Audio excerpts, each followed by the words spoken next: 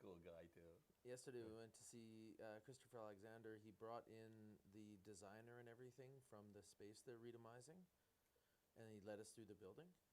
And it was cool because they have one of those old elevators in there. Yeah, did you see that? Yeah, and I turned to the team, and I was like, "Have you guys ever seen this?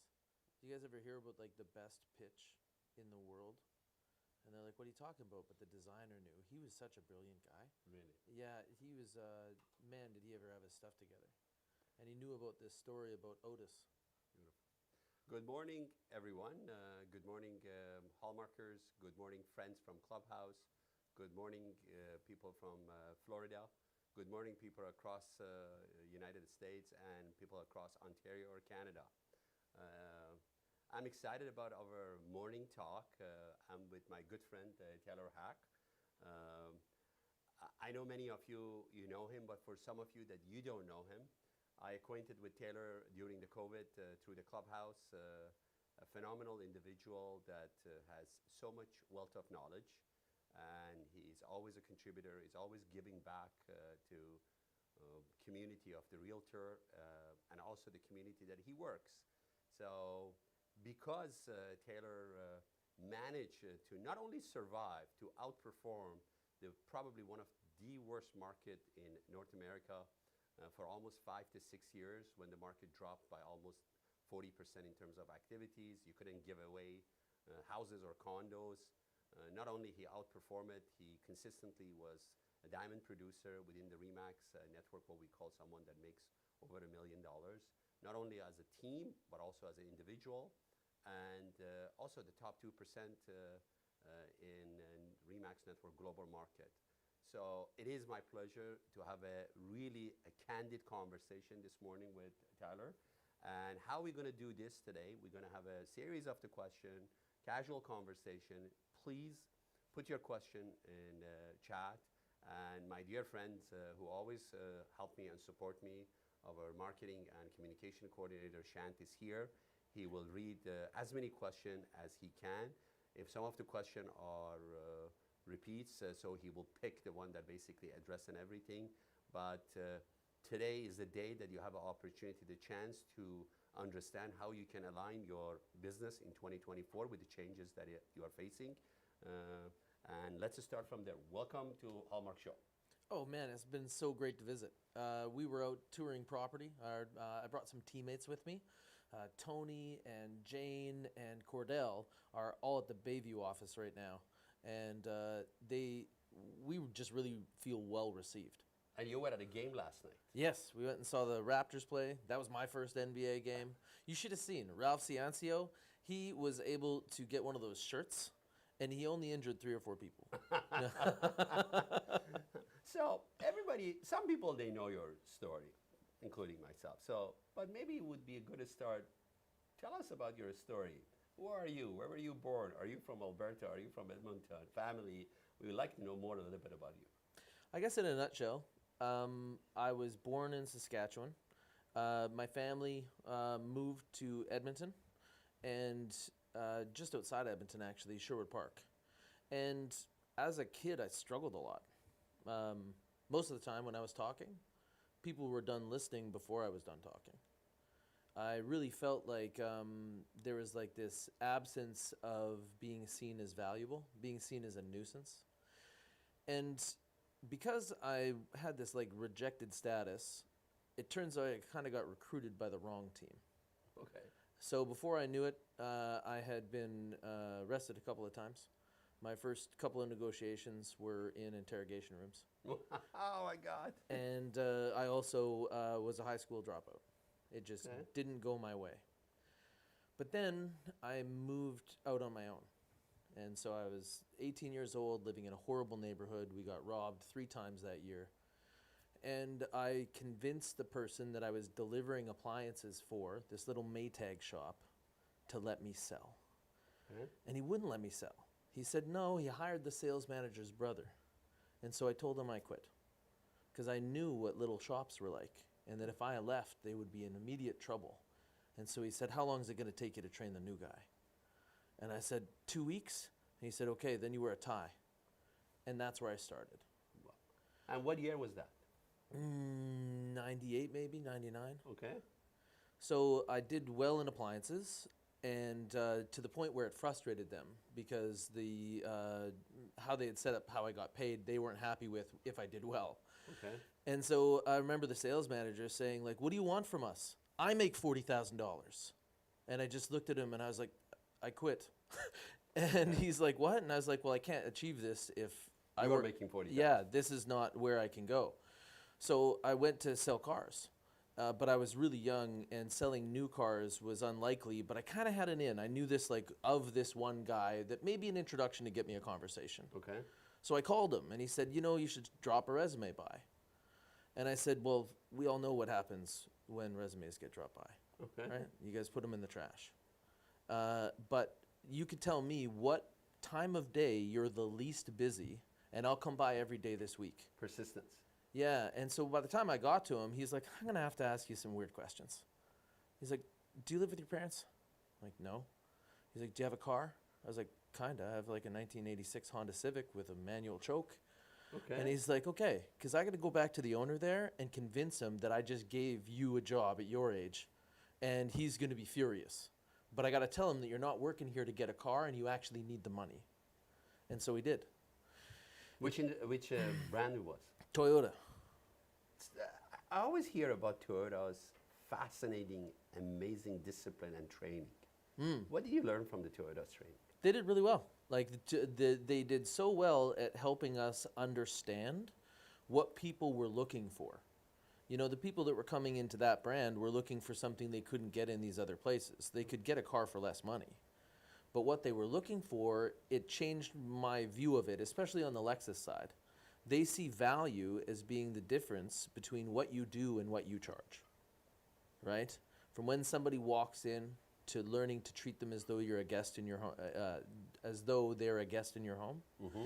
These were the things that started to change, and also the amazing salespeople that I ran into. I had some great mentors, right? And these people would show me things because I would earn their mentorship. If you were a great salesperson on my floor and I wasn't busy, I would pull around the cars that you were about to test drive as though I was your assistant.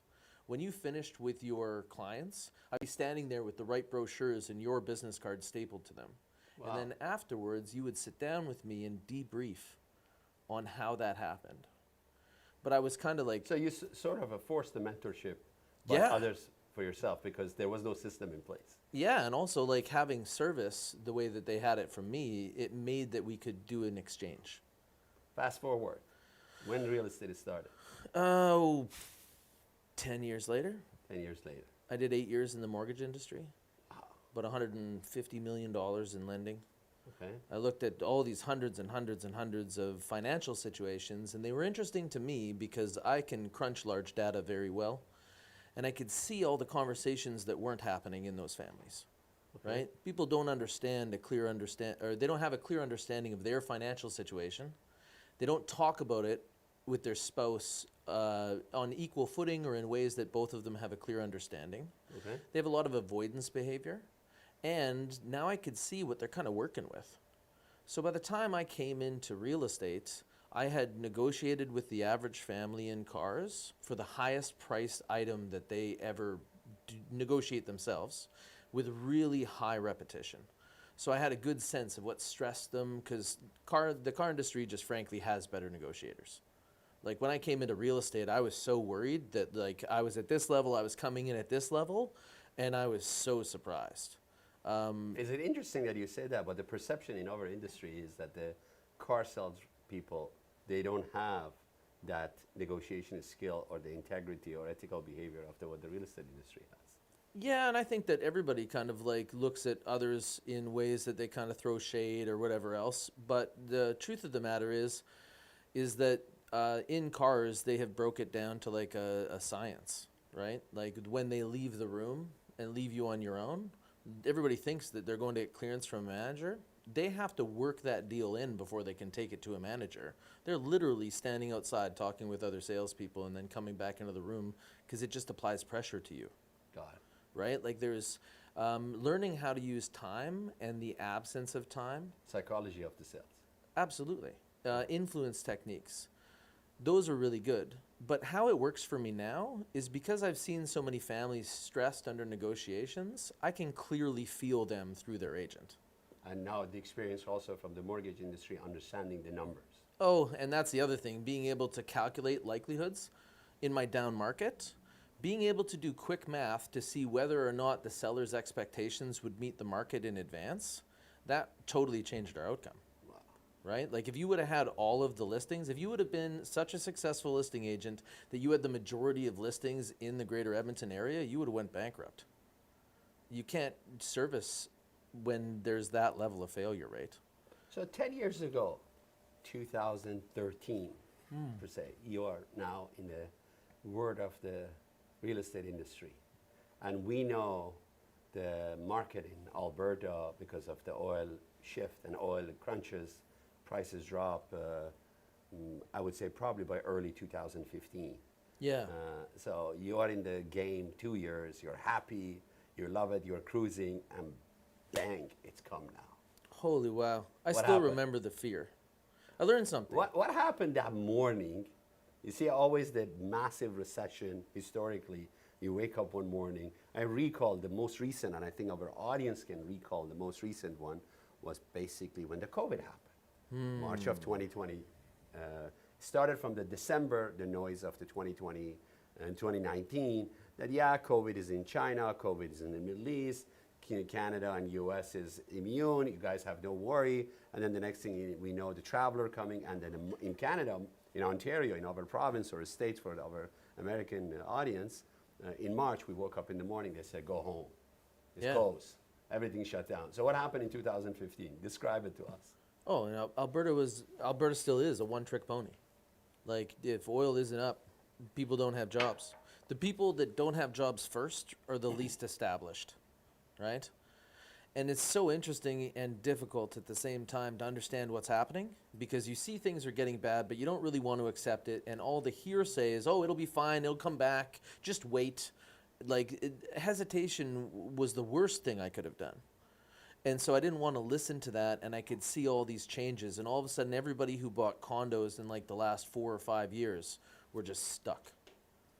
With 5% down, their equity was gone. And so they would not be able to raise a down payment enough to go buy the next house. So when you're... So the appraised value was less than what you owe to the bank. Yes, significantly less. Wow.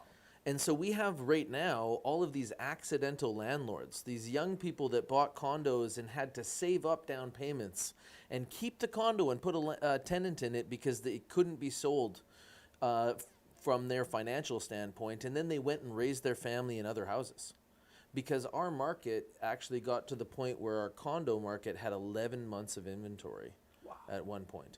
Could you imagine having to beat 10 other sellers, primarily using price, in order to win? Like the market was vicious.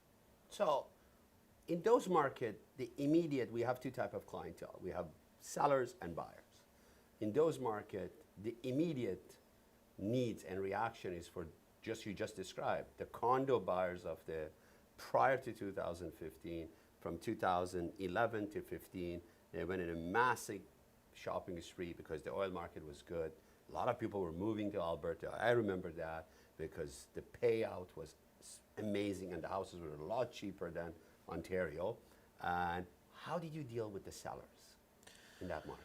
Well, the first thing I had to do was deal with myself, right? Let's talk about that. Holy wow, was I afraid. What I learned is that your body dumps cortisol at about 3 o'clock in the morning, and if you're stressed, it won't process it. So in order to process it, it increases your heart rate. And once it breaks 60 beats a minute, you wake up. You get called awake at 3 or 4 in the morning due to stress. That's what it is. Yeah. And I was afraid. Real estate had given me everything good in my life, right? Like finishing up my second year, I already sold 100 houses, right? Like this was going better than expected. You thought you found the magic.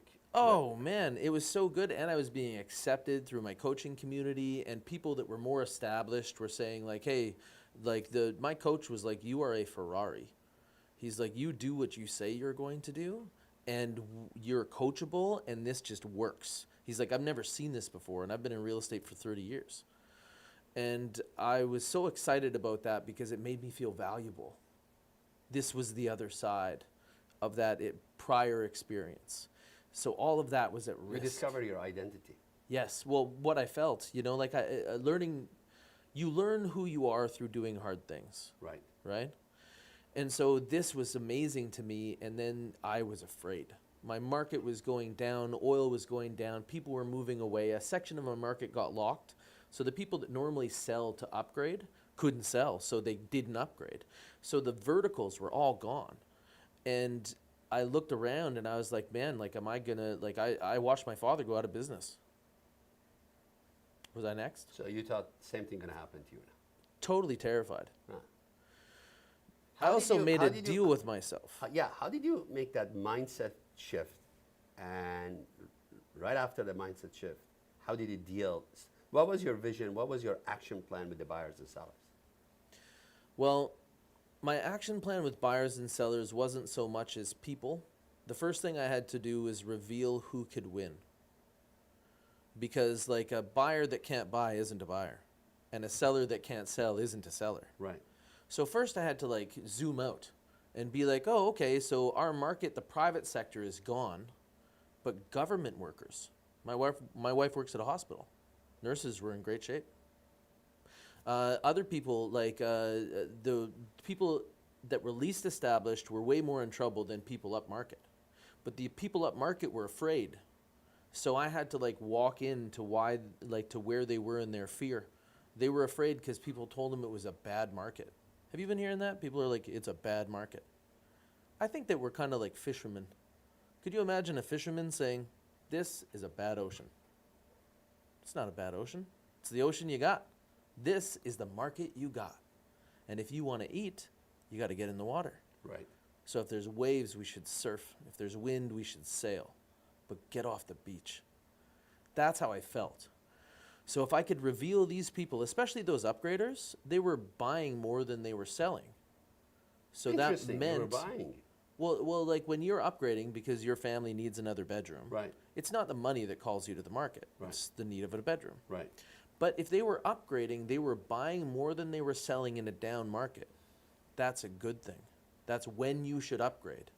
But they didn't know that because people were telling them it's a bad market. Don't buy. And I can't market solutions. I can't say like, hey, this is it, you should do this. I have to go to them and say like, hey, listen, would you stand next to me as we take a beating on your house? I'll be here. And it's going to sell for less than you thought. And it's going to sell for less than your neighbor sold last year because that's the way our market's going. But would you be open to, once we've done this, for me to take you up market to the upgraded house and lay a much more significant beating up there? For you. If our market moves down 10% and you're selling a $500,000 house to buy a $700,000 house, you're losing 50 to gain 70. I just made you 20. Let's go. You use your analogy of your numbers to educate people. Yeah, but also to help them. Like all those families, I saw their financial situations, that made me angry at agents. Like our motto now is save your family from a 3-star experience in real estate. And that's because in down markets like this, I am very predatory. Every entrepreneurship is a pirate ship. There's never been enough clients for all of us. All of those people that have not been doing our job properly, not showing people how to win, but convincing them Right. so that we can win, I'm coming. I want to get you all. When I sell 100 houses in my market, I put about 30 people out of business. And that's what we should be in for. We are Remax. We're not here to take part. We're here to take over. So in 2015, first 2 years, 13 and 14, massive growth for you, 100 homes transaction a year. How did you do in 2000? Let's get to the nitty gritty, the numbers. Sure. Because I know our audience wants example, wants sample. Sometimes when you and I, even in the clubhouse, when we talk, people say, okay, just give me details. But what do you mean? What do you mean by Yes. this? So how many homes did you sell in 2015? I think 90 and change. So you basically maybe dropped maybe by 10%. That's all. No, because I was in my 3rd year, so I did 60 the year before. Wow. So the So you had a 30% increase, Yep. more than 30%, 40% increase, 45% increase. Yep. And I was in trouble. I couldn't service all these people out. Like that year, I was so afraid I sold 60 houses in 6 months by myself. So the strategy for seller, beside the psychological approach, beside understanding them that they are actually in a winning game, yes, you sell less, but you gain the differential on the upside and the buy. So what was the strategy? The listing comes, you get a call for a listing today. And the market, as you said, the consumers read the media and they just say, oh, the market is not a really good market. The market is not in my favor. The ocean is not healthy to... Yeah, it's bad out there. Bad out there. Don't Dangerous. do it. So how did you got the listing. What was your strategy to manage that listing to sail them to the shore with a successful result? Well, every time you have a process, it should be a series of tools, like a chain, right? And so the first tool is like your first point of contact. So many people just give this away. Oh yeah, you're thinking about selling your house? Why don't you tell me about the address? I'll come by on Wednesday. Instead, we're like, okay, this is our first opportunity to get information because we need to evaluate, because the job of a listing agent is get a good listing. And we've been so focused on the get that we can't even recognize the good anymore. So we needed to evaluate if it was good. So we would get more information up front. What renovations have you done? We really get detailed to see, because not every listing was going to be a good one, and we wanted the good ones, and we wanted our competitors to get the others. Okay? You have to avoid the losses if you want a winning record. It's not about just scoring wins. So we got more information. For you, the scoring win wasn't getting the listing. It was selling it. Selling, right? Like new agents celebrate when somebody signs something, and experienced agents might celebrate when it's firm, but like really experienced don't celebrate until they get paid.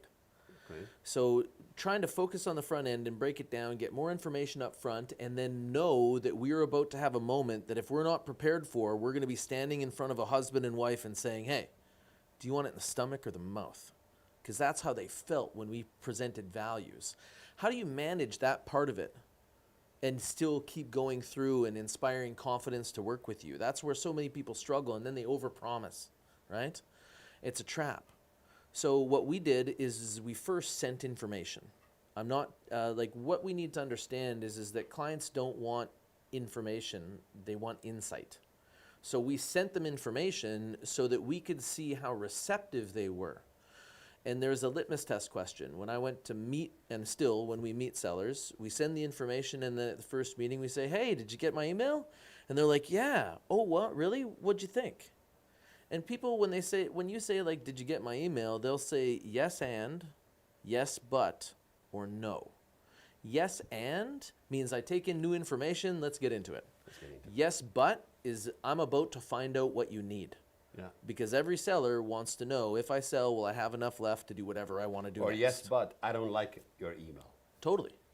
That's great. Now I know where we're starting. And I've got maybe like a red flag.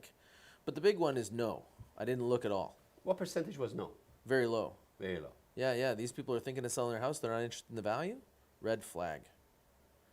So these people were either going to be in such a need that they're just like, let's go, right? Or they're going to be in a situation where they're like, I don't care what you say to me. Get the sign on the lawn and put it at this price. And those are the real ones to avoid, right? In the fast market, the early bird gets the worm. But in our market now, it's the second most that gets the cheese. Because so many of them get trapped in this overpromised listings, and it causes problems. So once we started to get some alignment on the information, and I would show them live what comps were and keep answering their questions, because I needed them to believe in the value, or I wasn't going to work with them and then I wasn't going to do business. But I needed it to come into alignment for us, instead of having a price, to have a pricing strategy, right? It's not just about come here, because I could calculate the over-under. And in my market, if you did more than 60 days with no price changes, you were in the single digits of percentage likelihood to sell at all. Wow. What was the ratio of the number of the listing to a successful transaction? It was one buyer for every 2 sellers. So if you had 10 listings on the market, 5 of them were going to sell and 5 of them weren't. So your goal with your team was you'd be on the upper percentile in terms of the price. It was so challenged in that condo market, we avoided it altogether. I told my teammates, unless it's somebody who's our ideal client, referral from us, and or somebody upgrading into like where we need them to be to kind of like be in our regular part of the market. And we also redefined that as 10% over average, because people under average were stuck. We had to go to where the fish were. And that's what I really see right now is there's so many people that they're like, I fish here. And it's like, well, COVID moved all the fish around, right? And then they're like, yeah, but they came back and I was good. And now they're not getting fish. And they're like, well, you know, like it went away, came back, went away, it's going to come back. Like I just heard that the interest rates aren't going up. And so now we just know they're going to go down and then it's going to be tickety-boo and I'm going to let my line of credit rack up till then.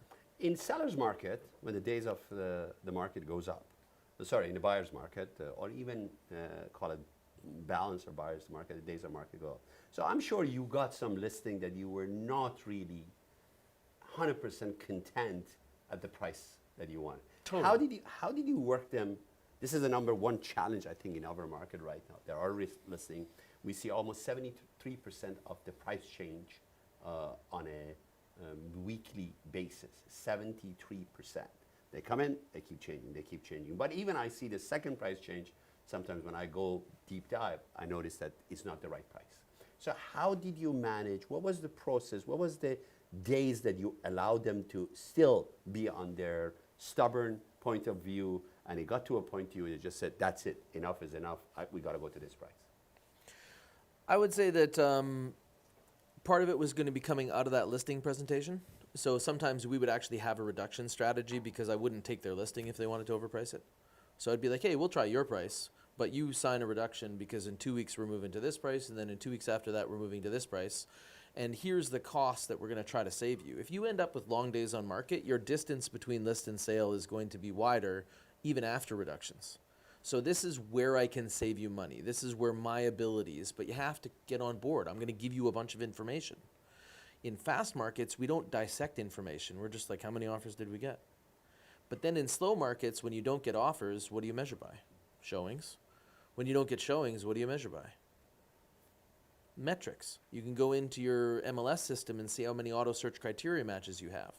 You measure by other listings in the market. And the big thing is you got to get your sellers in the game. And then if you're taking listings for 90 days, you have 90 days to get this in check. Like put yourself a deadline on that. And then how many interactions are you going to have during those 90 days? What sellers most complain about is that we never talk to them. Yeah. So in our system, we will talk to them after opening weekend. They get feedback all the way along. But I'm going to come back to them after opening weekend and give them the tutorial to the listing follow-up. Hey, Steve, I put a couple of links here. This is our entire competitive pool, and this is stuff that's new this week, our new competitors that came to the box office with us. So this is what we're going to be monitoring. I'm going to start to help you understand who the characters in this game are and who are most likely to be competing with us for the buyers that we want. Or who are moving us Yes. to the down position. So, but in the beginning, it's just a tutorial. I'm just going to tell them about it, and then next week, I'm coming back with the same thing. I send these as emails using BombBomb, so there's a video. Super important. You do the video. Every time. And all I'm doing is talking about the links I sent. Here are the properties that came to the market this week. New competitors. It's important that they know they're in competition. The second is going to be for properties that have changed in price. This is social proof that changing in price is the way to play. These are the properties that sold, and these are the properties that are pending. Notice how there isn't anything pending? Well, that's because it looks like this month there's only going to be 2 buyers in our marketplace or in our neighborhood. And these are our competitive pools. There's 8 of them. And that means that even if there's 3 spots on the podium, third place doesn't get an offer. I love it. Love that. So by pulling them into that, they start to game this and watch this and see what's going on. And then I can come back and tell them how it affects them. But by doing video by email, I solve the problem that most people can't see.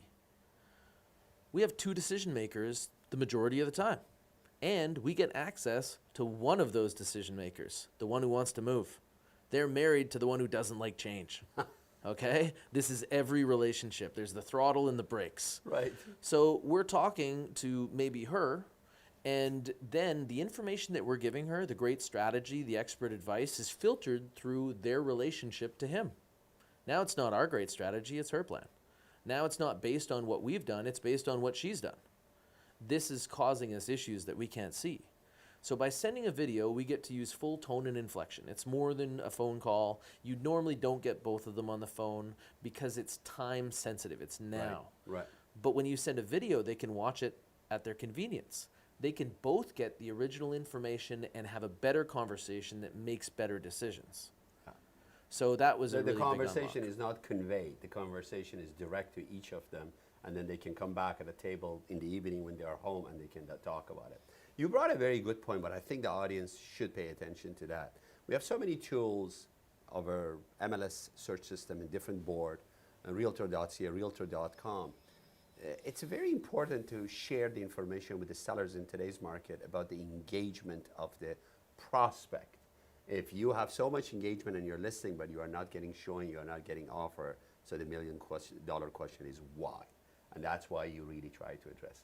Buyers. So buyers in your market was a little bit different. The interest rate was a little bit more attractive in 2015 and 16. Not compared to incomes, because incomes are suffering. Yes, yeah, that's a very good way of putting it. So, ladies and gentlemen, yes, the interest rate was low, but people were losing their jobs. People were basically on unemployment, or people were really had to, or had a fear of losing their job. And had a fear of buying property because it was going down. Yeah, that's a really brilliant point that you just brought up. Now we have job market seems to be in North America quite a stable, unemployment rate is very steady, very not really on high side, but the interest rate is up. How did you manage the buyers in that market, and how did you motivate them to pull the trigger?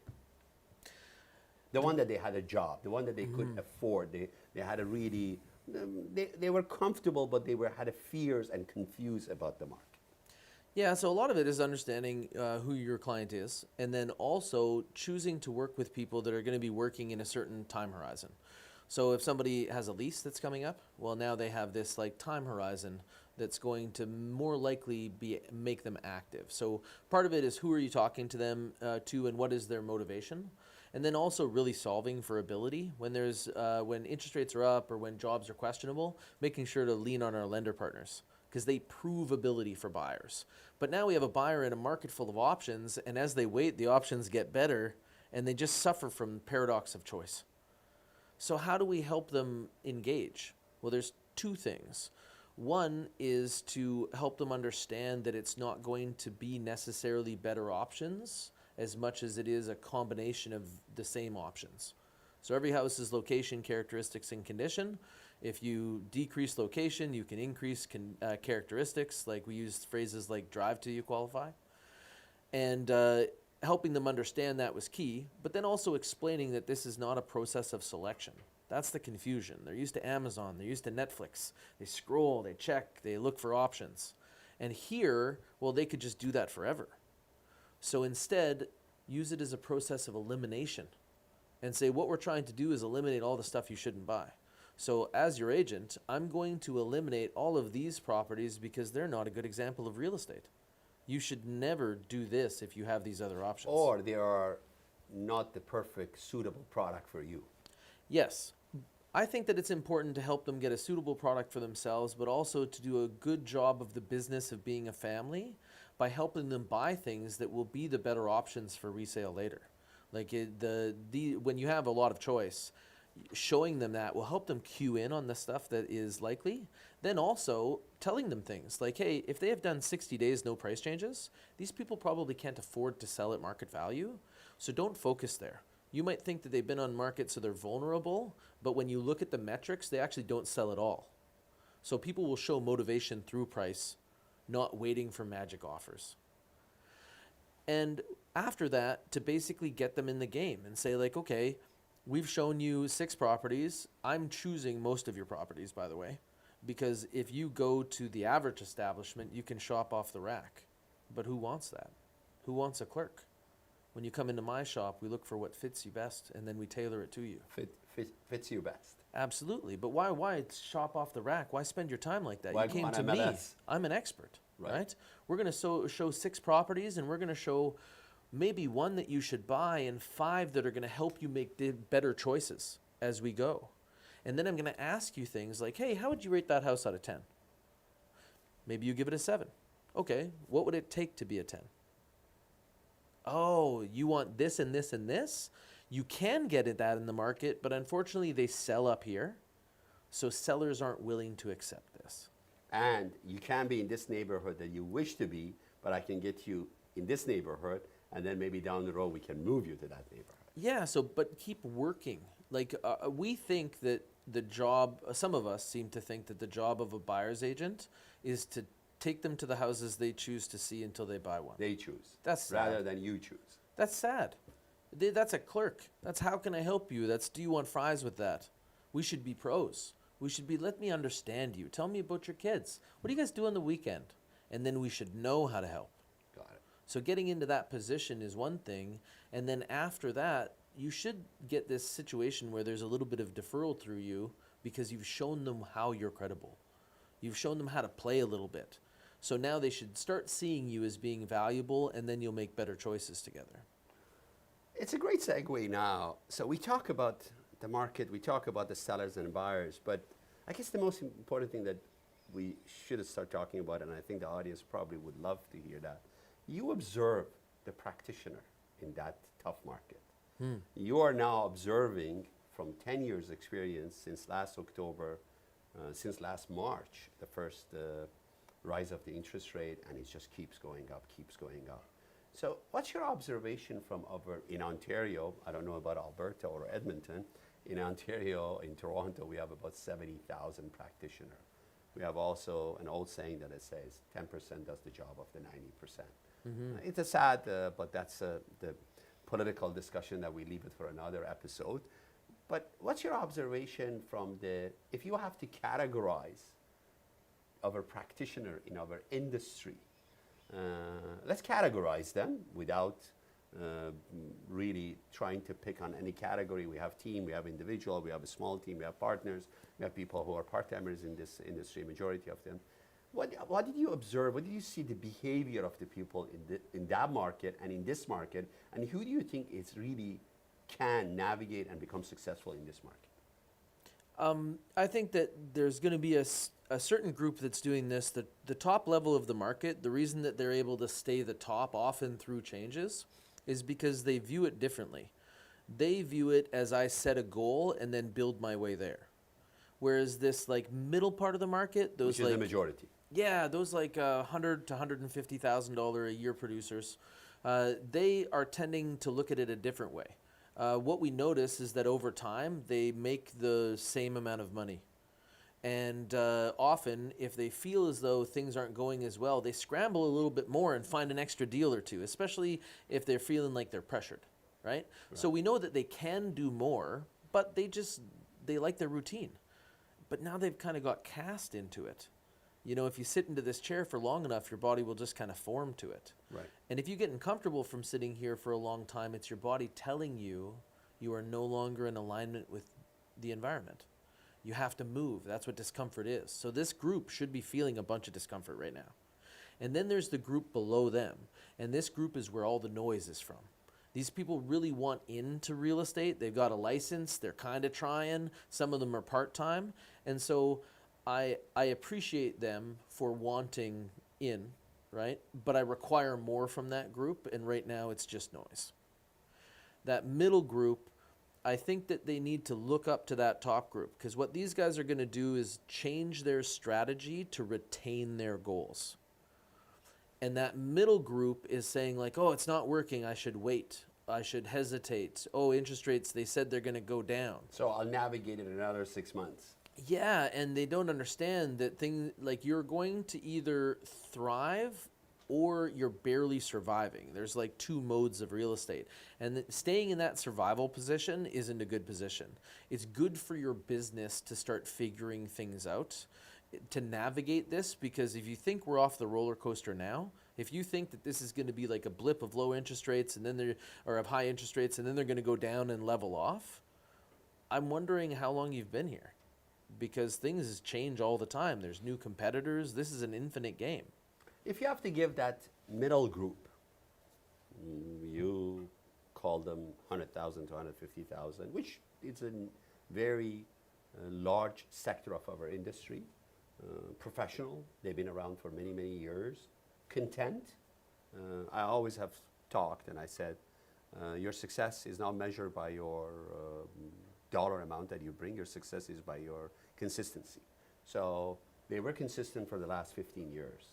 Since the last massive hit of the sort of a change of the market was 2008, when the Lehman Brothers crashed in U.S. I'm sure my other U.S. friends, they still can remember the horrible stories of well, how it lasted for 4 years there. So if you have the maybe 3 advice or one massive advice for that middle group, what the top 3 things that they should do immediately, irrelevant of the market going to come back, the interest rate drops, so that they never ever feel, even in another market, the fatigue that they are feeling right now. I think it's important to understand if you've been, I like that term, professional realtor. I really think that this group is like that, and I like this group. This group is the meat and potatoes of our business. A lot of the core of our industry. Totally agree, right? And what I would want most is for this group to try to fly 2 mistakes high, right? Like right now, a lot of them have got set into a ways where they're flying too close to the ground. When things go down a little bit, oh man, does it ever upset their wagon, right? And so I think part of it is to get more confidence in lead generation. I understand that the market's been really reactive, so it's about playing your position and trying to catch. And now it's about moving out of your position and trying to find.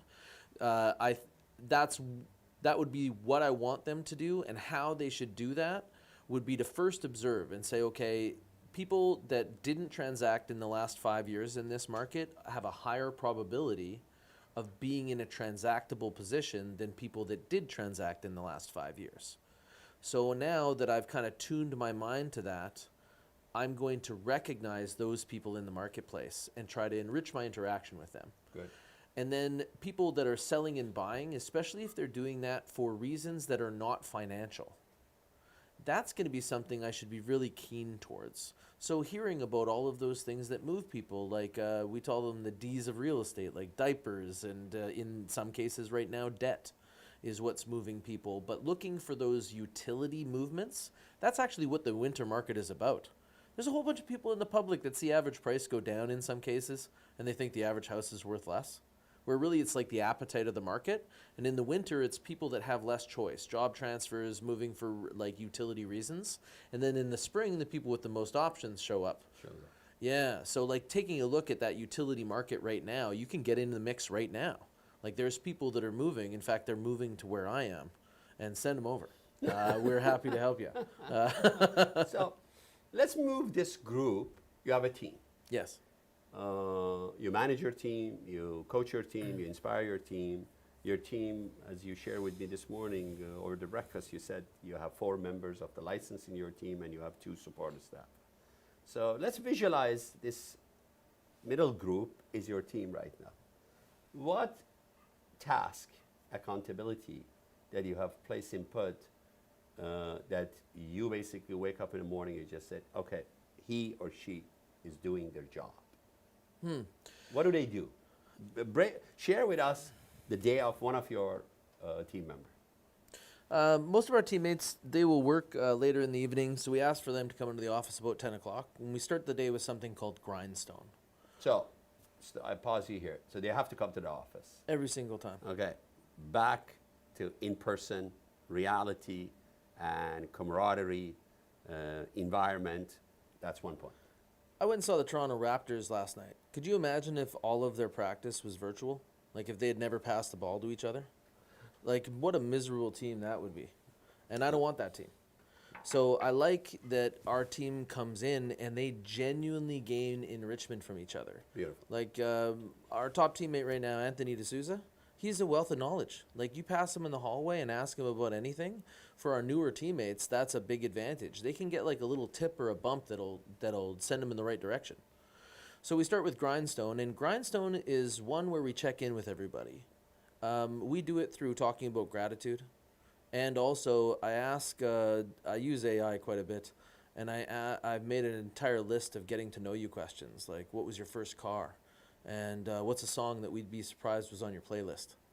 So we pair these, and then it seems to get us all in tune, and then we take apart one little part of real estate. So it might be I'm calling the client after sending one of those listing updates in order to secure a reduction because we need to increase our alignment with the market.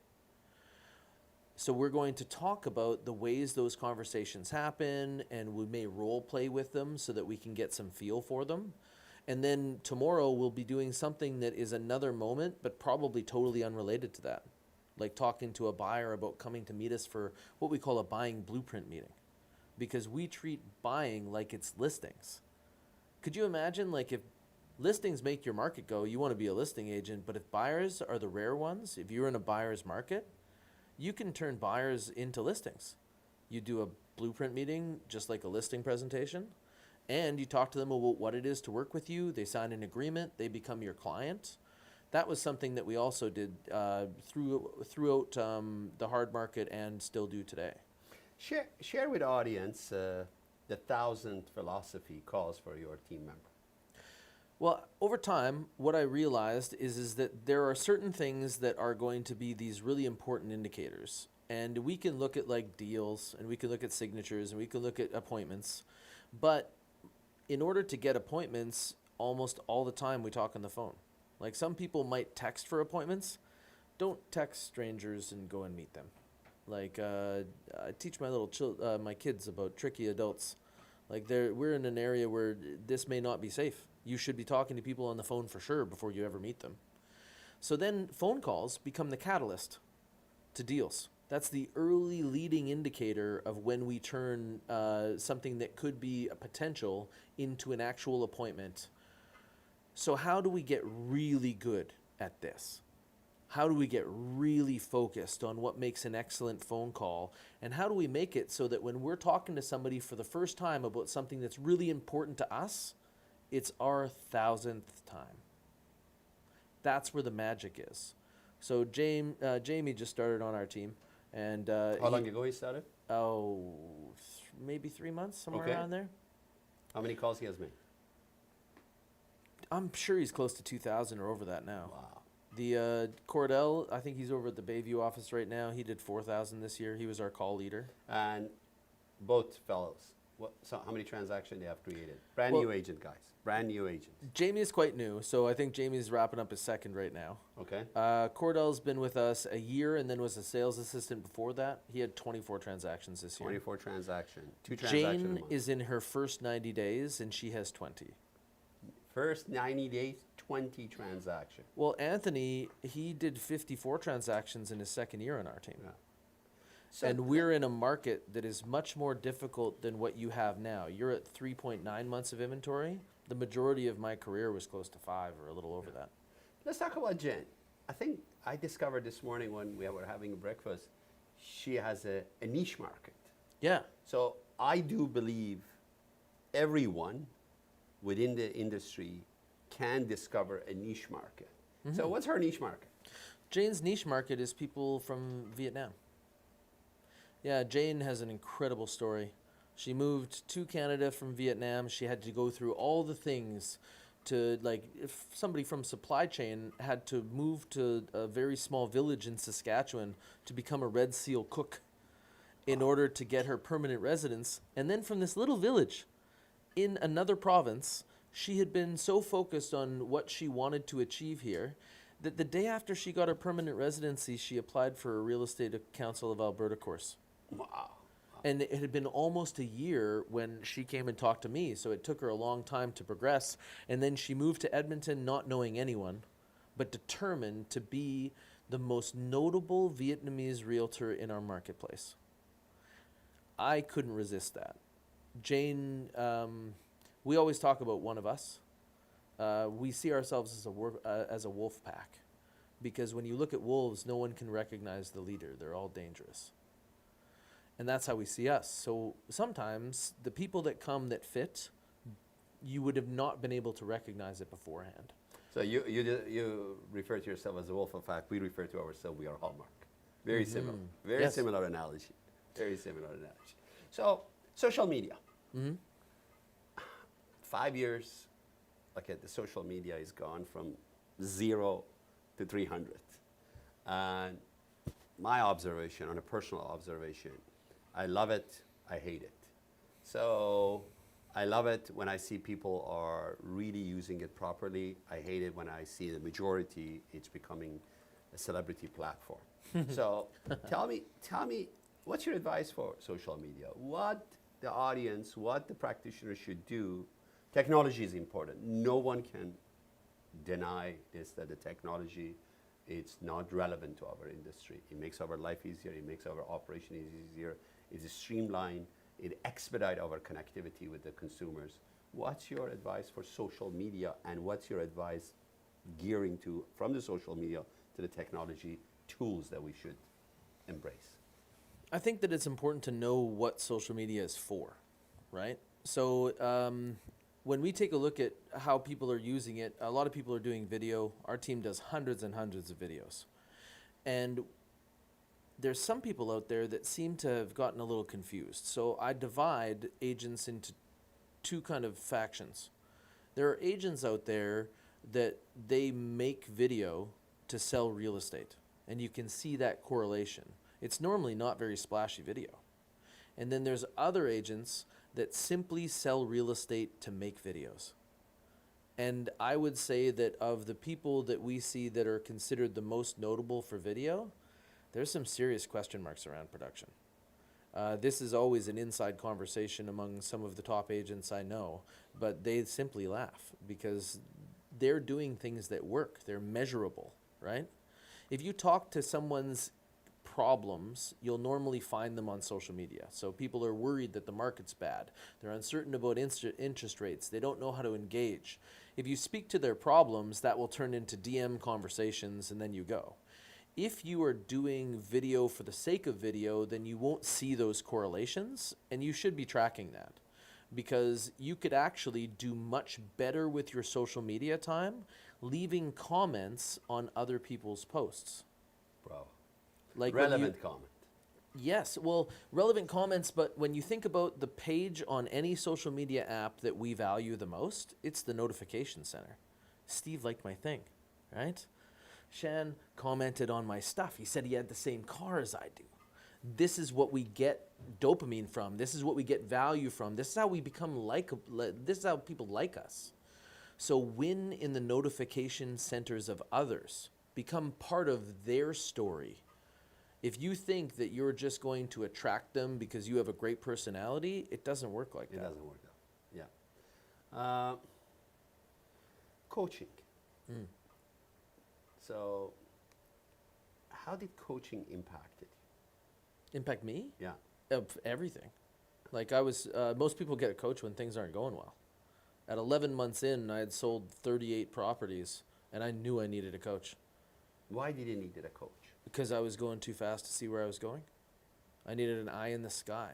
I was clearing the steps so fast, I was going to fall up the steps.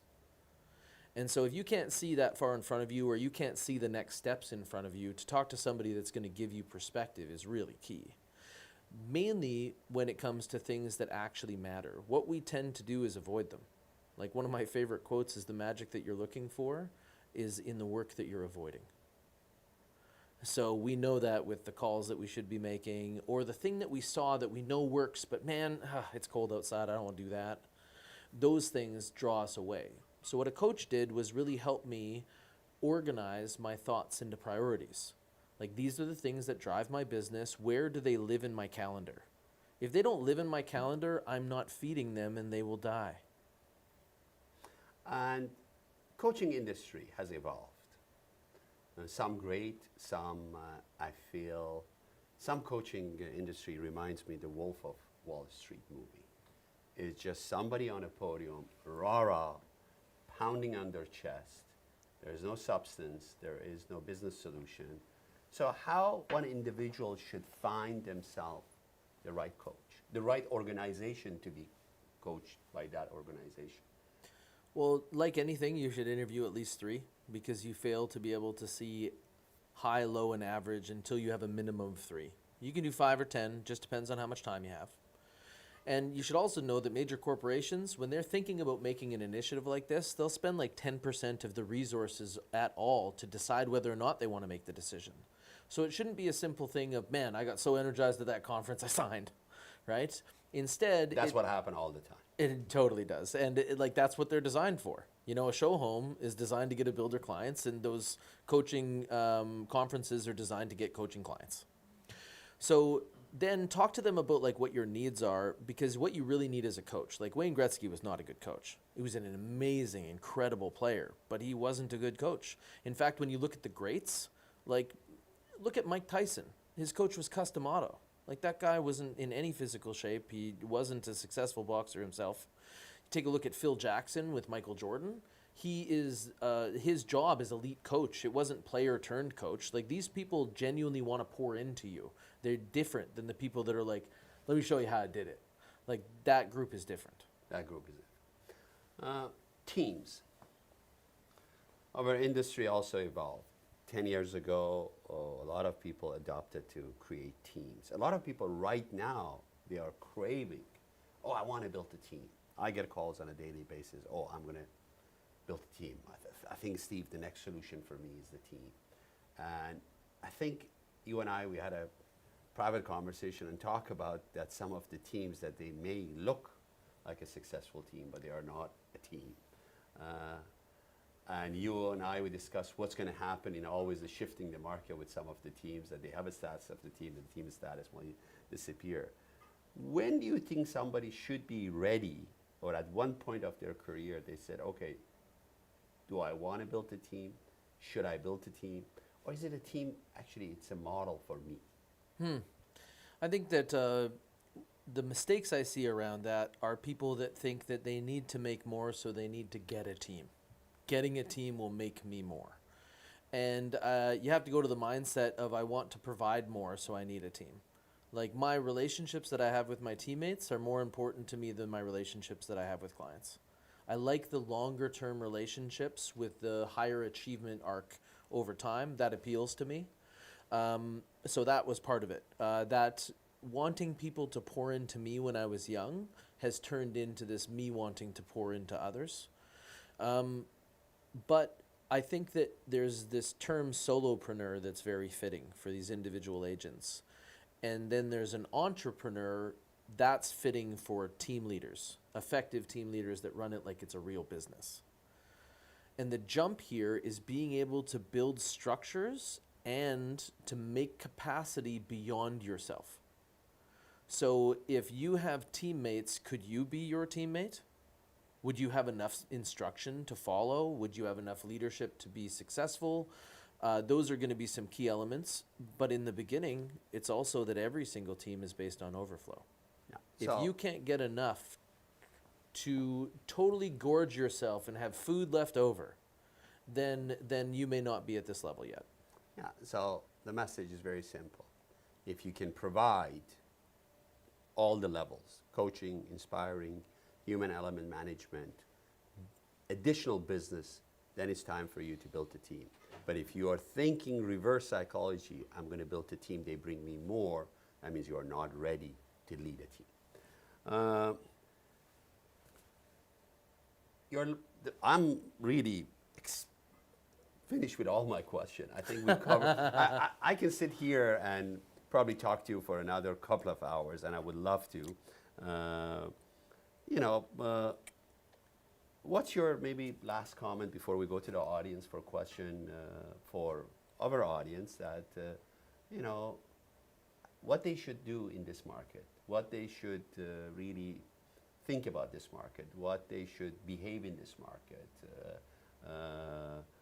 what can help them to shift their mindset, who they should associate themselves with in general. So none of us, either of us, have the crystal ball, but we wish we would. How do they should keep themselves positive the same way that you and I, we keep ourselves positive on a daily basis? I think that there's a lot to unpack there. Like being in an environment where there are people that are achieving is really key. Like you guys do such a good job at Hallmark at making an environment that someone can step into and gain momentum. So that part already seems to be done here. And if someone is maybe not in that environment right now, if you look around and you are terrified to become the average of the company you keep, get out. You need to change your environment. That's like a really key element to making this work. The next thing is to take a look at the fact that we only get one day. It's December 7th, 2023, this one time only. What did you do with it? Was this a day spent or a day that was avoided? Was this progress towards what you wanted, what you said you wanted? Do you have a good grip on that? Like, goal setting is for real. You know, set those goals that may not be right in front of you. You may not know exactly what it's going to take, but that draw you inside. One of my teammates last night was telling me about a goal that he has to make a large donation to Stollery. That's what's going to motivate him to do more because he doesn't need the money. So now he's got to find new reasons. So that will change a lot, is to get alignment there. And then after that, it's to start changing your mindset with the market. We have to move from this thought that just taking inventory is good, that getting a great listing is more important, like the getting is more important than the great. We need to kind of key into that. We need to know that there's going to be a lot of agents that are leaving our market and consumers are frustrated. In a questionable market, they don't want a questionable agent, so don't be one. Your job is to learn, is to have more information, to have better strategies that can help them because you're here all the time and they're just coming to visit. I think that you should listen to your mentors and not your clients. When your clients tell you things, that's their input you should take into consideration. The consumer is most important. But we know what real help looks like. We know maybe past their own understanding sometimes. Like many people have only been in 20 houses this year, and none of them are what they should buy. It's up to us to show them the option they didn't see because we know how to help them based on learning and caring about their outcome. Beautiful. Industry, ladies and gentlemen, is complex. As we shared at Hallmark from the beginning of this November when we start over doing the business planning for 2024, as also Tyler just shared, learn, educate yourself, educate others, and connect. The more you connect, the more you get the feedback from the consumers about their fears, about their struggle, about their challenges. And then your job becomes, through the education process, through the mentorship process, through the being in a session like this, learn from the other how you can align yourself. This was the word from Tyler this morning, how you can align yourself in 2024 with the market. If you don't align yourself with the market, it's not alignment always about the business. First, you have to align your mindset. You have to align your business. Then your mindset that comes to the business strategy and practice. Otherwise, you will feel fatigued. You will feel stressed. You will find that always, okay, I wait. The market is going to be good. The market is always good. Every day the market is good. We are ready to go to the Q&A. Thank you. Let's just start some Q&A. Shant, all yours. All right. So What time we got, Shant? 11:37. 11:37. Perfect, man. We are 3 minutes ahead. So, I like this part. first question comes from Nick from our Riverdale office, and it's for Taylor actually. What CRM does his team use, and why did they choose that CRM? Our team uses Follow Up Boss as a CRM. The reason that we chose that CRM is because we have to choose a CRM that we want to live in. Like the best CRM is the one that you use, and Follow Up Boss uses like smooth programming. It feels like a social media app. So in the hands of my teammates, they feel much more comfortable with that because we need them to track in there for it to all tie together. It was also really functional for web leads. But if you use any CRM over time, it should get worked into you. Like we have a whole bunch of custom action plans and email templates because our team sits down and dissects our buying experience and our selling experience and introduces new models just like they do the models of a car. So taking a look at what you deliver and then making the delivery system inside your CRM is really key. And then try to make as much in your CRM as possible because that's where your clients are and that's why you want to live there. Great. Next question comes from Connor from Pickering. Connor would like to know what actual AI do you use in your daily business?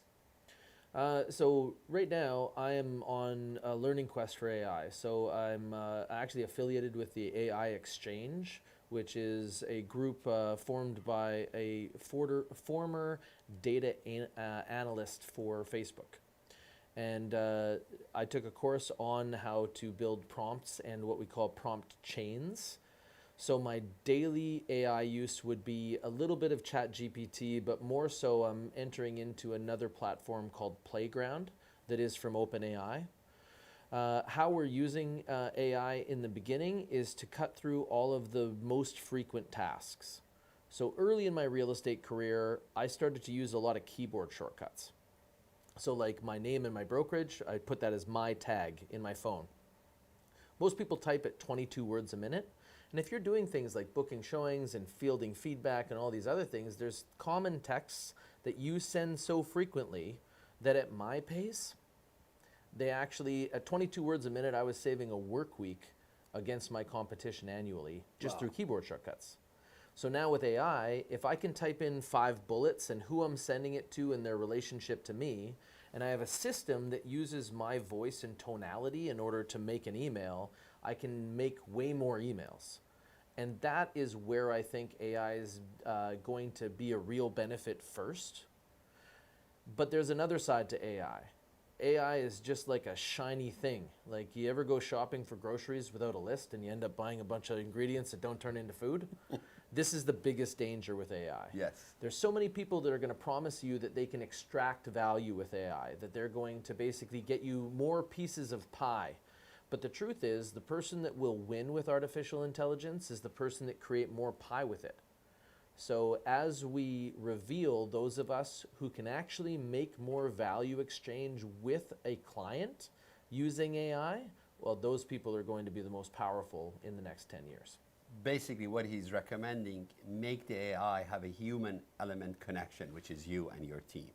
Yeah, actually, the skill that you want to develop is called being a human in the loop. So when you're doing any type of process with AI, you set up the prompt and then it comes back to you in a return. And you being a really good pilot right there and saying, okay, was this return what I was looking for? Do I need to adjust my prompt? Is this actually going to do the job I want it to? Your evaluation and tweaking and reiterating is what makes you a good human in the loop. That skill is going to be, that's going to get you probably some exceptional value exchange. And before you do that, stop learning it, just self-learning. I'm not sure if you picked up or not. He took a course. He took this matter very seriously rather than just goes Google and learning himself. He took an AI course. Thank you. Yeah, and if you're looking for an AI course to explore, as I said, I am an affiliate, but the links are in my Instagram. Beautiful. Good to see it. Next question is from Surinder from Brampton. Question is, he's 1 year into real estate. He's done 2 transactions. What should a new person do at this moment in time in real estate regarding today's Ontario market? So a year in with 2 deals, I wouldn't worry very much about the market.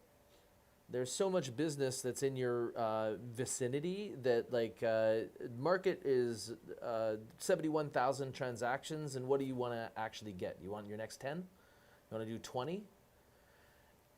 Looking at that big picture will just take you away from the immediate action that you can take right now. The thing that I think new teammates and new agents have a challenge with is being able to call their sphere into action. Like, imagine that you were attending your own wedding. Everybody's sitting in the first row. Those people you know well and probably have a pretty high frequency of contact. So at 2 years in, they all know you're a realtor. And then there's a group that sits behind them that you have like a little bit of a lower frequency of contact with, and some of them know that you're an agent. And then there's that group at the back row, and very few of them know an agent, and this is going to lead to a big problem. You're going to be walking through the grocery store, somebody's going to see you, you're going to be like, hey, I heard you guys have a new baby. And then you're going to ask them about what they're doing for work these days. They're going to tell you, and then they're going to ask you what you do. And that's when you're going to reveal that you're a realtor and have a big moment of disappointment where they say, you're a realtor? Oh, we just bought a house. And it was because you were out of position. You weren't maintaining a high enough frequency of contact to be relevant when the need arose. That's our job. Our job is to figure out what they need to, what they want to hear, not to get a sale, but what they need to know about real estate in order to partake. All you have to do is make a list of all these people and call through with one goal. Remind them that they like you and that you're in real estate. That's it. Contact. It's a contact game, Surinder. Third question is from one of our managers from the Bayview office. It's John there, and he's asking, what is your training for new recruits? I like video games. So my training is modified into video games. Like the first 7 levels are a tutorial. James was working himself through 1,000 calls in order to get access to our lead pond. And then he did really well there, and he got himself a couple of appointments. And in the middle, we started managing his paperwork process so that he could do deals. I think it's important to train 2 things at once. So the most important thing is, as Steve said, it's a contact sport. So really elevate their contact right out of the gate. Talk to like 1,000 phone calls. And then teach them how to play chess from the end game. So like imagine that you learn to play by just from checkmate and then adding more pieces and making it more complex. So we could go right to when a deal happens, like when a deal goes firm maybe. And then we could go backwards to like, okay, this is how to manage the pending process. All right, in order to have a pending process, you needed to make a deal with someone. So now we need to cover the paperwork process and also start talking about negotiations. We introduce a book here.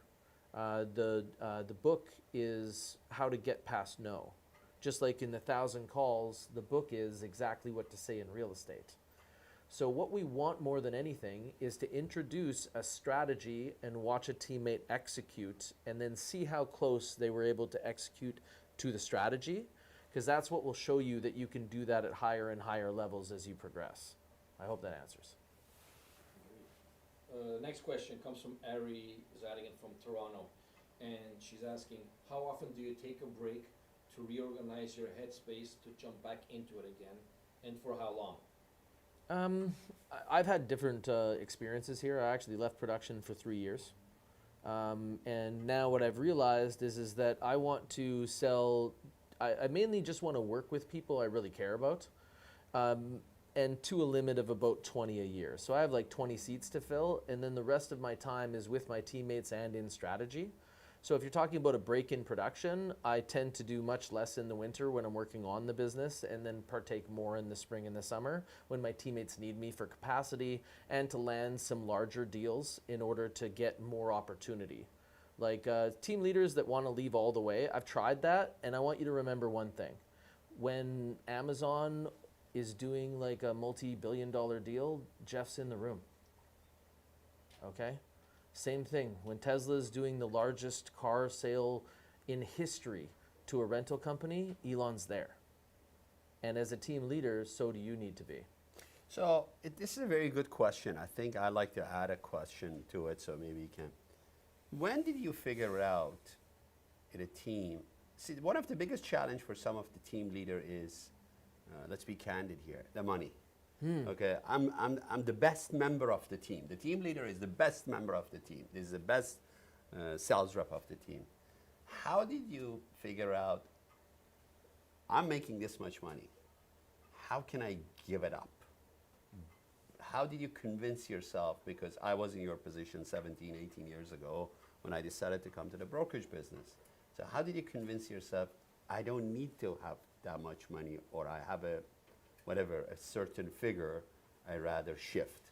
What was the process through that? Part of it for me was overwhelm. Overwhelm. Like I sold 60 houses in 6 months, and people were calling me to refer them, or to refer me like their grandma. And I didn't want to say no. I didn't want to say worse questions like, what price range is she in? You know, I needed more capacity. So I had a need to fill was part of it. And then I actually learned through the experience. So once you're over capacity, I don't know that you're going to have all the tools a team leader needs when you start a team. It's because you're starting a new development path. And your new development path is harder than real estate. Learning to be a team leader was harder than doing really well in real estate. And it's going to take time. Yeah, well, because you're probably going to make mistakes. I made mistakes. And you're going to lose income. Yep. Oh, yeah. And in some cases, it'll be extreme. Yeah. Yeah. It's a process. Yep. And you got to go through that process. Yeah, but measure first. Like if you don't measure it, you can't manage it. Those people that think the team's going to come in and then they're just going to leave production, they probably don't know how many teammates at average production they would need to make the money that they want. Like these calculations come first. Yeah, so this is a perfect point. What we refer to it in coaching is your lifestyle money. Your lifestyle is not about, okay, paying the mortgage, your car, your clothing, this and that. It's about everything, your reserve fund, your investment and everything. Figure out what make you happy. Yes, as a team leader, you could make $1 million, but as a number one sales rep in your team, you could make $1 million, but as a team leader, you may make up $600,000. I'm just throwing a number. If that $600,000 makes you happy, figure out how can you do a reverse engineering and build a team with a certain accountability, with a certain quality of what type of people you should bring to the team that fit your culture, fit your mindset, and then you make the money. And be prepared that the figure that you're going to pick for yourself as your lifestyle money, it will not happen in the first year. It will not happen in the second year. Sometimes it does happen second year, but statistically, it's always happen on a third year if you follow that path and the process for the 2 years that you do. Yeah, and honestly, like that's for everybody. So the one thing I want my little kids to realize is that you're always on a split. Like if you receive income and think it's your paycheck, even as allowance as a 6-year-old, you're wrong, right? Because like you're not accounting for your future. Part of that should be savings. But then you get into real estate and a lot of people think that individuals are not on splits. Does their business run itself? Do they not have any expenses? Like the revenue and then income. And then building that split also allowed me to build a team. Like I've never paid myself more than 45% of any single commission I've ever made, even from before a team. When the time came that I needed an assistant to increase my capacity, my company had a budget for it, right? When it came time to do the next thing, my company had a budget for it. And the reason is because part of what makes a leader is that you don't eat all the food in the pantry. That's what makes people starve. If everything that comes in you consume, it's already over. You just don't know it yet. Okay, I got 5 more questions before we end the broadcast. Next one's from Team Alvarez. I believe they're in the Durham region. How do you get ready for systems and lead generation for your team members? How long did it take you, and do you do coaching? Sorry, can you repeat the first part? So the first part was, how did you get ready for systems and lead generations for your team members? And then how long did it take you? And if you do coaching?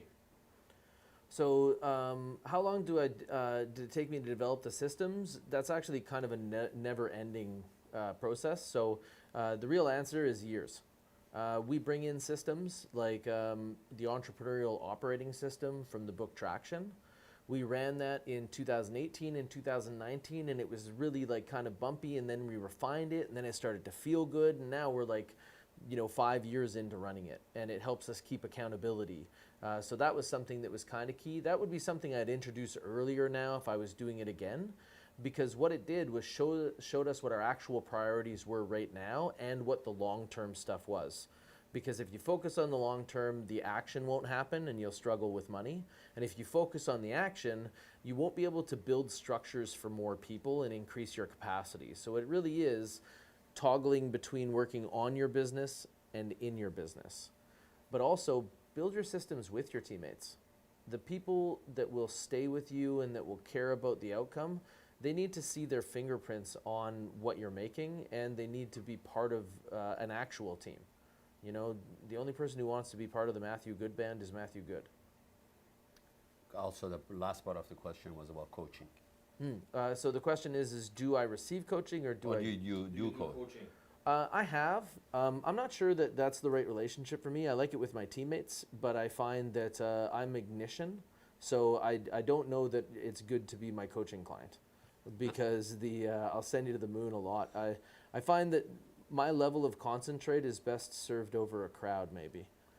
Or maybe a consulting that as you and I would talk. Specific instance is also something that I can do a little bit well, but like it's something that I've kind of come in and out of. I like working with like the biggest problems. Like I've worked with some of the top agents in the country, and that type of stuff sometimes interests me. But I come in and out of it, to tell you the truth. I still have coaching. So I have worked with coaches, and now I mainly work with consultants. So I'm looking for someone who does a specific job, and then I'm going to work with them until I develop it, and then I'm going to go shopping again. Yeah. And also, part of the question was the lead gen. Don't make the mistake that everybody does. Build the behavior of your team and their accountability. Once you are satisfied with their behavior, spend additional money on the lead gen. A lot of people, they think, okay, I'm going to spend money on lead gen, the leads comes, and then they pass it to the team member. But a team member and your leadership, you have failed to develop the skill set. Once you fail to develop the skill set, you as a team leader, you get frustrated because the leads are not converting. And then you blame the team members. But the person that has to be blamed is you, because you haven't built the skill set within your team. Yeah, there definitely has to be a tie of lead generation and conversion. And conversion behavior should increase lead generation, not the other way around. Not the other way around. Everybody thinks that the solution is more leads, but that's mostly because they don't know the work rate. So relationships start on the 5th call, and very few agents make it to the 2nd.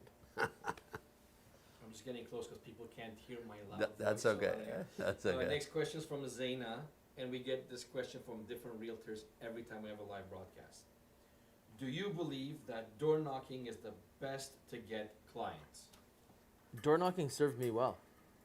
So when you take a look at the interactions that you have to get a listing, look how many obstacles you break down when you're with someone at their door, right? Now you're meeting them face to face. That's way different. Web leads, you're fighting for that face to face. You're meeting them face to face at their house. And you right? know where they are. Yeah, so for those agents, like some agents have more money than time, and most agents have more time than money. So these agents that you see as being high-level agents, they have no time. They're competing against you with postcards. If you are in person on their front step, that is a way different. You will defeat all the postcards, right? But it's about starting relationships. And door knocking, I've seen it done a few ways. I think that I don't believe that it's a good way to approach it without an actual goal. Meaning when you knock on someone's door just to be like, hey, I'm a realtor. I like to sell stuff. You need to take a look at it from their perspective. Are you in that community? Like most of my door knocking was done around listings that I was bringing to the market. Like that listing would be coming out this weekend.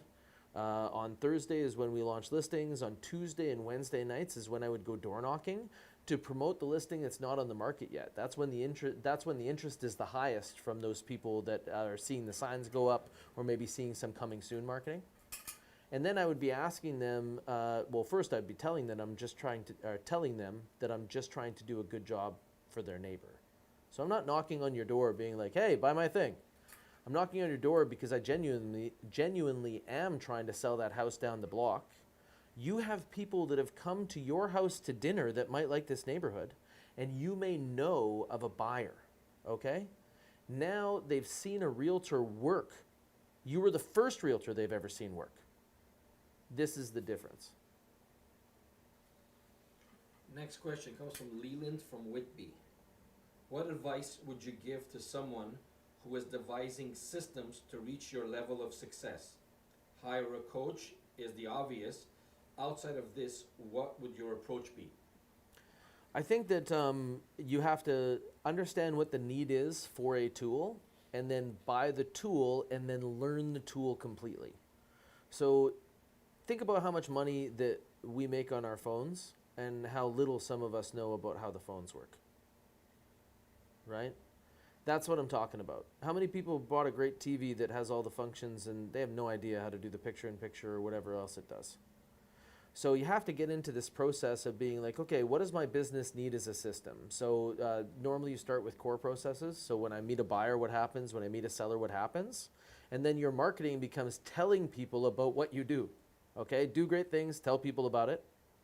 And then from there, you have to just kind of build out based on what your need is. If you find a specific lead source that is working, starting to show promise, well, now you have to like build that up. And then you may need to buy another tool and then to develop it. But go really high level with this. Like we adopted Follow Up Boss. And so my job was to get as high up into Follow Up Boss as I could.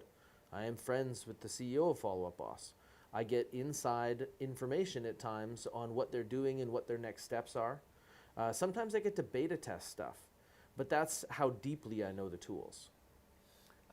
You mentioned also about the coaching. Yes, coaching is definitely will help, but system is amazing, coach is amazing, but everybody fails with the consistency. When Taylor was talking about when you see your lead generation is doing good, so develop another system, learn another system, bring another system, leverage it, 10x it, but everybody fails during this whole process to stay consistent. If you can get coach, you can get system, you can get follow-up boss, you can do all what we talked today, but if you don't have that consistency of your behavior as an individual or a team leader, the success will not come.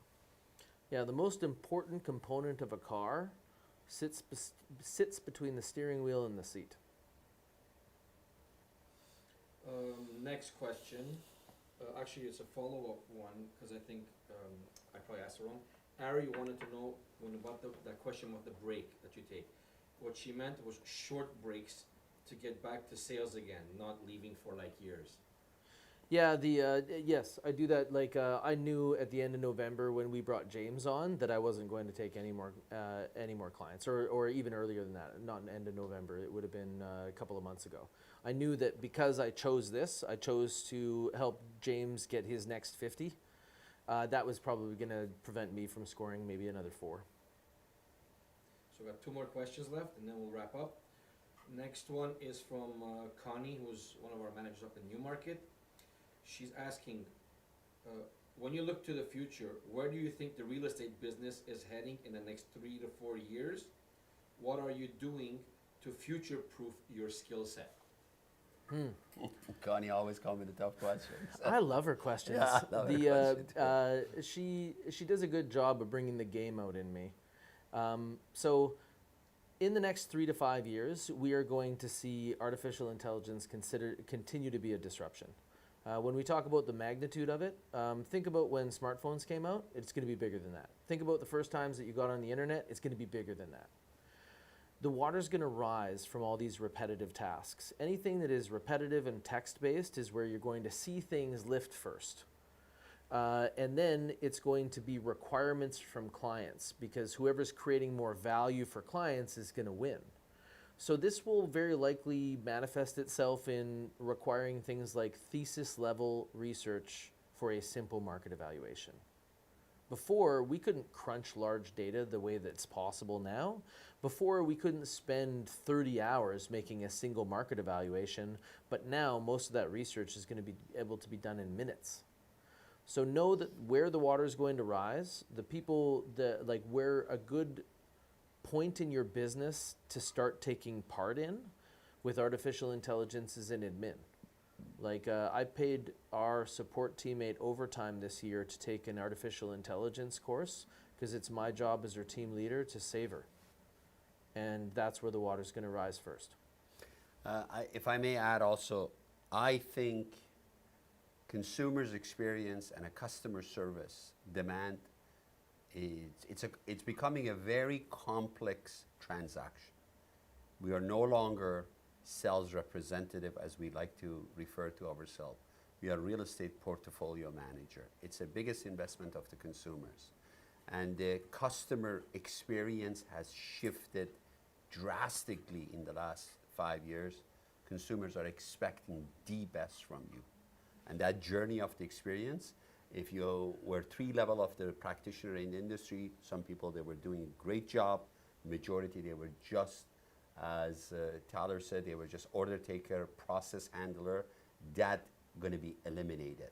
Consumers are saying, I'm paying the top dollars, and I'm willing to pay the top dollars, and I want the experience. It's not about getting the experience from a top producer or somebody who makes $150,000. It's about for that individual that provide that experience, and experience is from the beginning to the end. You no longer can treat this as a transaction. So that leads to one thing that I want to add is, as much as we say the introduction of artificial intelligence, I want you to know not to be too concerned.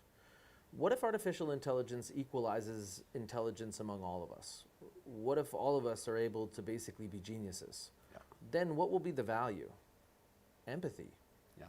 Connections. Once we can do all the genius stuff, it's all going to be about empathy and relationships. So those people that see these hard skills like tech or AI, tech's coming to you. Don't worry about it. You're going to be able to use these interfaces as long as you start to partake, but then it's going to leave you in your power position where you as a caring individual about people's outcome, you're really going to shine. Yeah. Actually, I agree, because with AI, personally, I get a lot of emails and questions from agents. When you said take a course, yeah, take that course, because people think when what they do on ChatGPT or any AI platform, they think I put it in, it's going to do everything for me. They don't realize that ask the question, it's going to give you a solution, but you have to implement it. They think it's going to do everything, and just sit at home and do nothing. They don't get what AI is yet because it's in its infancy. So that's why when you said take a course, I was like, thank God somebody actually said it. Maybe Well, they'll a lot listen of to you. A lot of people don't know how things have changed. Like in my part of the world, people drive pickup trucks. You know why they call it a pickup truck? Because you used to have to go pick it up. It came in a box. It came with instructions that would help you tune the carburetor.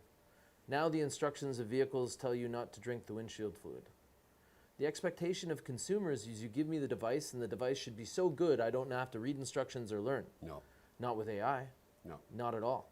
So this will be different, but it will be worthwhile. One advantage that human always has, technology is great, but technology and a web create confusion.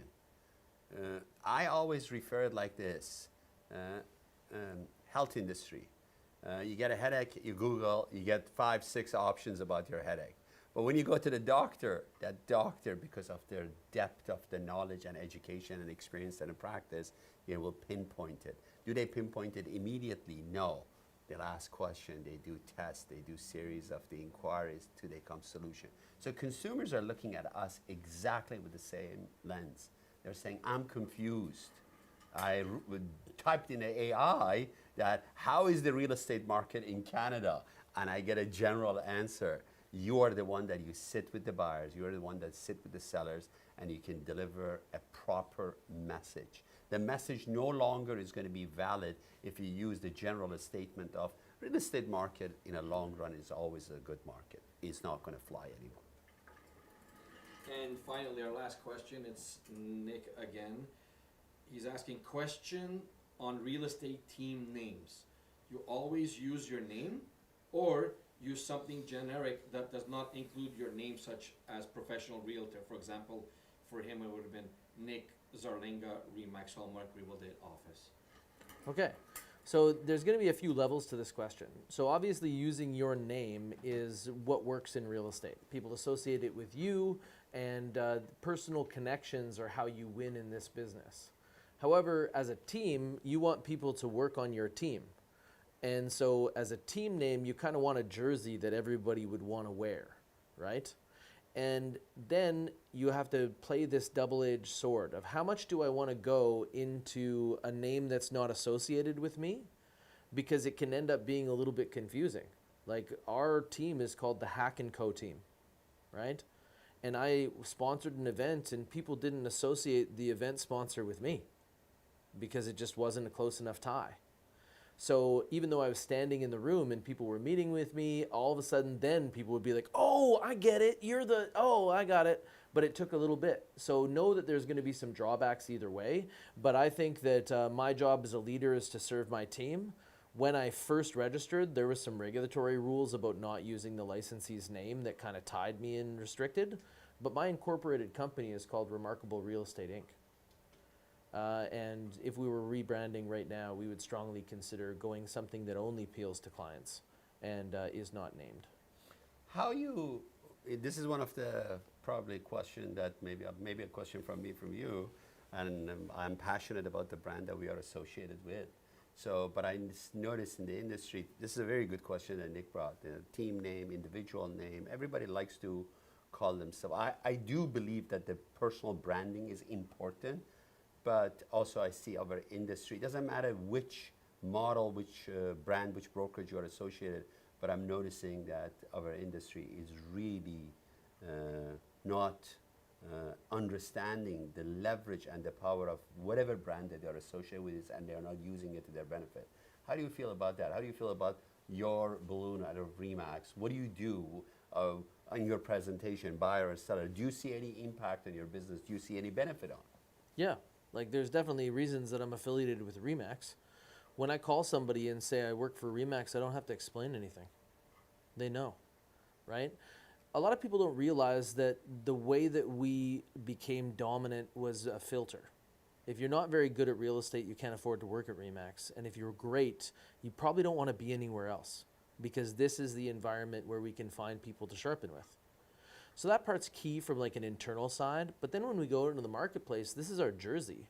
This is like my logo integrates my brokerage, Remax River City, right into our logo. Like we are tied together. And that's because when we come as a team, you may get my teammates that I trained and so on, and that may be our personal expression.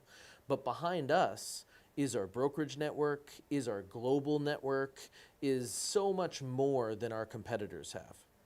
And I think that maybe we've lost the understanding of how people see that. The industry has lost it. Yes, you're right. But I think that there's a lot of people that don't realize that our competitors would kill for what we have. Our competitors can wave their flag all they want and nobody even understands what it is. They think it's a popcorn company. Like they don't understand. And that's because Remax has done an incredible job of raising their brand similar to Coca-Cola. We are the real estate brand. One more thing on that. Go ahead. I was saying before that nobody wants a questionable agent in a questionable market. People will be searching more now for agents than property. Being that second agent, the one that picks up a listing that didn't sell, is my favorite spot. They appreciate what you do in comparison to their second cousin that may have drove me here in an Uber. This is a big difference. So just remember that being affiliated with a brand that's known to have quality agents is more important than any other thing right now. And not only affiliated with a brand, numbers, they don't lie. Many of you know I die with the philosophy of numbers. Market share. Market share speaks volume. What happened 10 years from now, Tyler and us, we don't know, but we bank with today's asset, period, nothing else. Thank you very much for being a great audience and listening to both of us. Thank you, Tyler, really appreciate it. The man flew from Alberta with the flight delay of our lovely Air Canada, but made it here, and we really appreciate it. Please connect with him. If you have any referral in Edmonton, Alberta, apparently a lot of Ontarians are moving to Edmonton, Alberta. And I learned so many great things today from his team about the Edmonton, Alberta. No federal tax. Which tax you don't have? We only have one. They only GST. They only have There's GST. No land transfer tax. Wow. There's no HST. There's no PST, right? They and our cities run amazingly. It's a different experience, but one thing that many people in Toronto and other areas may not know is that for Realtor.ca, Edmonton is trending. Our little city, for 1 million people... It's not a little city, it's 1 million people. Well, it's also the furthest north you can find 1 million people. But cold places make warm people. It feels great to be in Edmonton. And our market is about to go kaboom.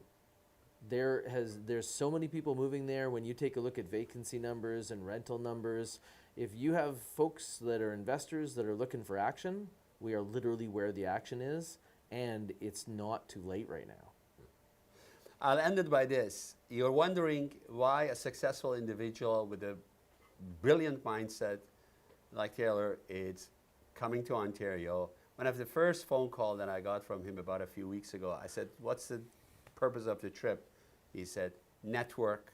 I want to understand how your robust market during the seller market did work, because I want to learn from some of the best practitioners, not only at Hallmark. He had a great meeting with some great agent in the GTA to want to learn how they managed to get more listing when there was a shortage of the listing, so he can implement it in Edmonton. Forward thinking, always willing to learn.